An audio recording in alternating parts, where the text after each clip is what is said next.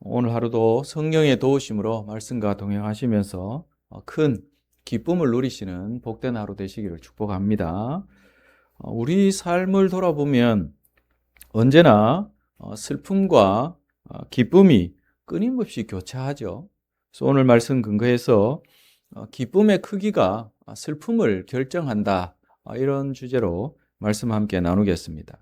어떤 때는 근심이 너무 커서 앞이 보이지 않고, 어떤 때는 또 기쁨이 모든 것을 덮어버리기도 합니다. 오늘 이 말씀은 예수님의 떠나심의 예고에 대해서 전혀 이해하지 못해서 슬픔에 빠진 제자들, 그들에게 슬픔을 덮어버릴 수 있는 기쁨에 관한 메시지입니다. 16절에서 19절을 보면 특징적인 표현이 있죠. 7번이나 반복되어지는 이 조금 있으면이라는 말이 계속 반복되어집니다. 예수님은 십자가에서 이 죽음 또 부활에 관한 말씀을 하시는데 제자들은 전혀 이 말씀을 이해하지 못하고 있습니다. 그래서 예수님이 조금 있으면 한 이 말이 무슨 뜻인지 묻죠. 그래서 주님은 이 걱정과 혼란에 빠져서 어찌할 바 모르는 이 제자들에게 십자가에서의 이 죽으심과 또 부활 사건을 통해서 제자들에게 어떤 일이 일어날 것인가, 이 말씀을 주십니다. 20절과 22절을 한번 보십시오. 제가 다시 한번 읽어보겠습니다. 20절 내가 진실로 진실로 너희에게 이르노니 너희는 곡하고 애통하겠으나 세상은 기뻐하리라. 너희는 근심하겠으나 너희 근심이 도리어 무엇이 되리라 말씀합니까? 기쁨이 되리라 말씀하죠. 그리고 22절을 보시면 너희는 지금 슬퍼하나 내가 다시 너희를 보면 너희 마음이 기쁠 것이요 그 기쁨을 빼앗을 자가 없으리라, 이렇게 말씀합니다. 이 주님은 지금 제자들에게 근심, 슬픔 이러한 것들이 너희들이 지금 이렇게 근심하고 슬퍼하지만 이것은 잠시일 뿐이다 말씀하고 있는 것입니다.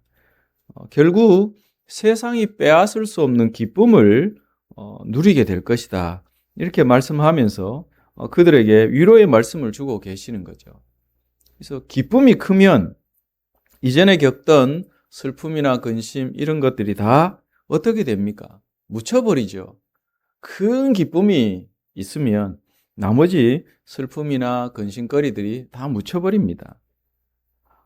그렇다면 우리는 이 기쁨을, 주님이 우리에게 말씀하시는 세상이 빼앗을 수 없는 이 기쁨, 이것을 어떻게 누리면서 살아갈 수 있는가, 묵상이 필요하겠죠. 오늘 말씀 속에서 한 3가지 정도를 생각하려고 합니다. 세상이 빼앗을 수 없는 이 기쁨을 우리가 어떻게 누리면서 살아갈 수 있는가. 첫째는 16절에서 19절 보면 우리가 무지에서 벗어나야 한다는 거죠. 무지함에서 벗어나야 합니다. 무지함은 근심에 사로잡히게 만듭니다. 제자들은 예수님의 말씀을 듣고 서로 묻죠. 17절을 보십시오. 보시면 조금 있으면 이렇게 주님 말씀하시는데 이게 무슨 말이냐? 그들은 이해하지 못해서 묻습니다. 그들은 십자가와 부활 사건을 전혀 이해하지 못했습니다. 무지함이 있었죠. 그 결과가 말씀을 듣고도 근심에 사로잡힐 수밖에 없었다는 것입니다. 무지는 단순히 모르는 상태, 그런 것으로 우리가 생각해서는 안 됩니다. 영적인 부분에서 이 무지는 우리를 근심과 두려움에 가둬버리는, 그래서 우리는 무지에서 벗어나야 하죠. 그래서 하나님의 뜻을 알지 못하면 상황들을 잘못 해석합니다. 그래서 고통을, 하나님의 나라를 위해서 살아가는 삶에서 겪는 그 고통을 마치 삶이 완전히 실패한 것처럼 그렇게 여길 수 있다는 거죠. 그래서 결국은 근심에 사로잡히게 됩니다. 그래서 우리는 이 영적인 무지에서 벗어나야 하는 거죠.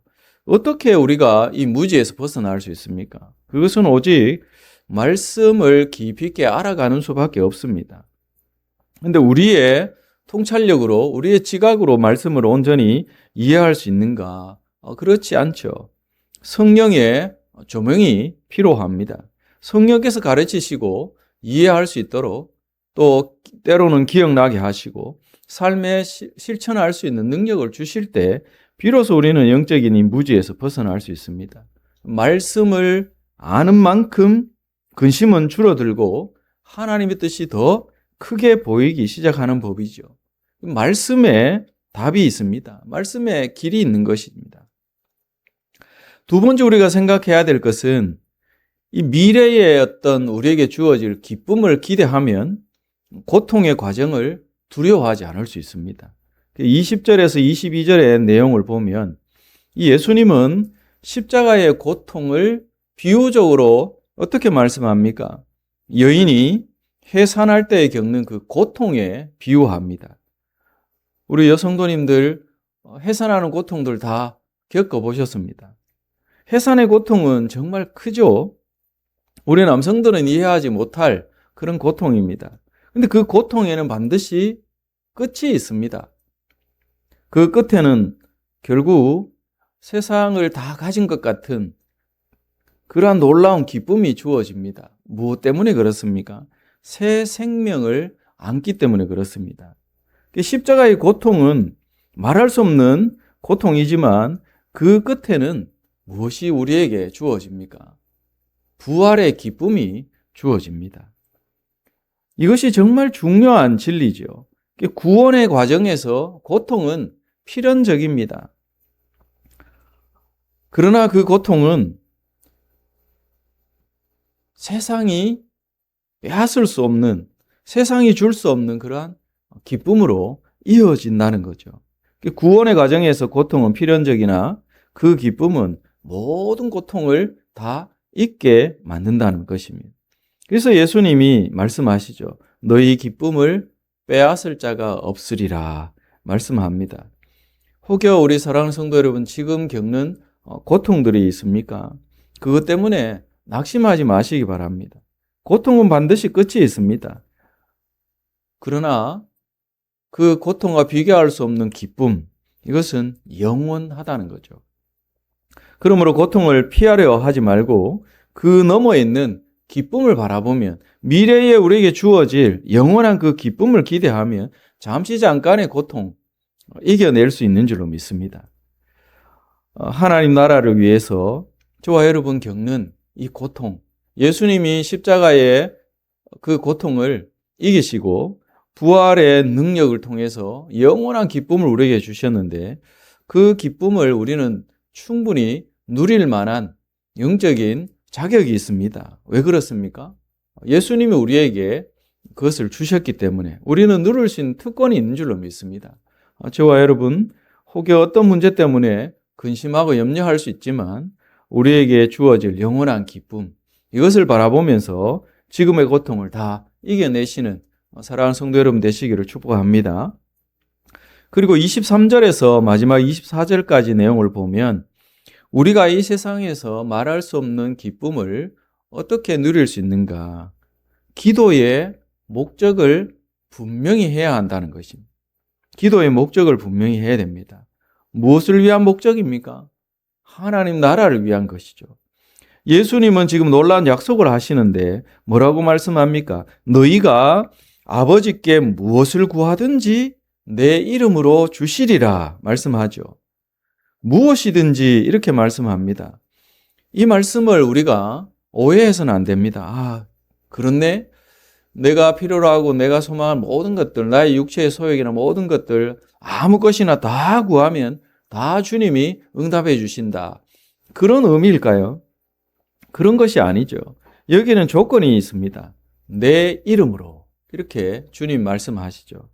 여기에 우리가 깊은 묵상을 하면 결국은 우리가 무엇이든지 이 범위 속에 바로 내 이름으로 말씀하신 것처럼 결국은 예수 그리스도의 뜻, 하나님의 뜻에 부합한 그런 기도여야 한다는 거죠. 그러면 예수 그리스도의 뜻이 무엇입니까? 하나님의 뜻이 무엇입니까? 이 땅의 죄인들을 구원하는, 그래서 하나님 나라가 확장되어지는 그 거룩한 일, 그 하나님의 일을 위한 무엇이든지 우리가 구할 때, 예수 그리스도의 이름으로 구할 때 그 모든 것들을 주님은 다 들으시리라, 시행하리라 이렇게 말씀을 하시는 거죠. 우리는 그래서 잊지 말아야 합니다. 기도를 오해해서는 안 됩니다. 내 뜻을 이루는 수단으로 기도를 이해해서는 안 되는 거죠. 하나님의 뜻을 이루어 드리기 위해서 하나님의 뜻에 참여하는 통로가 기도라는 사실을 우리 사랑하는 성도 여러분 한시라도 잊지 마시기를 주의 이름으로 축원합니다. 우리의 기도는 분명해야 합니다. 내 욕심을 위한 기도인가? 하나님 나라를 위한 기도인가? 우리는 항상 점검해야 합니다. 이거 하나님 나라를 위한 것이라면 어떤 것이든지 담대하게 구하시기 바랍니다. 복음 전파를 위해서, 영혼의 구원을 위해서, 또 교회의 부흥을 위해서 우리가 무엇이든지 구할 때 주님은 우리에게 반드시 그 기도를 기뻐하시고 응답하실 줄로 믿습니다. 그래서 그 응답은 우리 안에 충만한 세상이 빼앗을 수 없는 기쁨으로 임하게 된다는 거죠. 오늘 말씀 정리해 보면 오늘 말씀은 우리에게 중요한 말씀을 하죠. 무지하면 근심에 사로잡힙니다. 그리고 하나님 나라 때문에 우리가 겪는 그러한 고통들은 반드시 끝이 있고 기쁨으로 이어집니다. 그리고 우리의 바른 기도는 기쁨으로 완성이 되어진다는 거죠. 주님은 오늘 우리에게 이 사실을 말씀해 줍니다. 그래서 우리의 신앙의 여정에서 기쁨의 크기가 슬픔을 결정합니다. 이 세상의 기쁨, 그러한 것들은 작아서 슬픔을 다 이기지 못하죠. 그러나 그리스도 안에서 주어지는 이 기쁨은 모든 슬픔을 모든 것들을 다 덮어버리기에 충분한 기쁨인 줄로 믿으시기 바랍니다. 그래서 오늘 하나님 나라를 온전히 구하시면서 아무도 빼앗을 수 없는 이 기쁨, 오늘 하루의 삶 가운데 우리에게 충만히 채워지기를 기도하시면서 말씀과 동행하시고 성령의 능력으로 승리하시는 하루의 삶 되시기를 예수 그리스도의 이름으로 축복합니다. 기도하겠습니다. 거룩하신 주님, 우리 사랑하는 성도들이 하나님 나라를 위해서 하루하루를 살아가면서 겪는 그러한 고통들, 또 근심, 그러나 그 모든 것들은 끝이 있음을 믿습니다. 우리가 끝까지 하나님 나라를 위해 달려갈 때 하나님 그러한 모든 것들이 결국은 변해서 놀라운 기쁨으로 우리에게 임하게 될 줄로 믿습니다. 예수님이 십자가와 또 부활 사건을 통해서 우리에게 몸소 보여주신 것처럼 오늘 하루도 우리가 성령의 능력 가운데 말씀과 동행하면서 미래에 우리에게 주어질 그 큰 기쁨을 기대하며 바라보며 오늘 하루의 삶을 신실하게 거룩하게 고통이 있다 해도 그 고통을 즐기며 살아갈 수 있는 우리 사랑하는 성도들의 삶이 되게 하여 주시기를 예수 그리스도의 이름으로 기도드립니다. 아멘.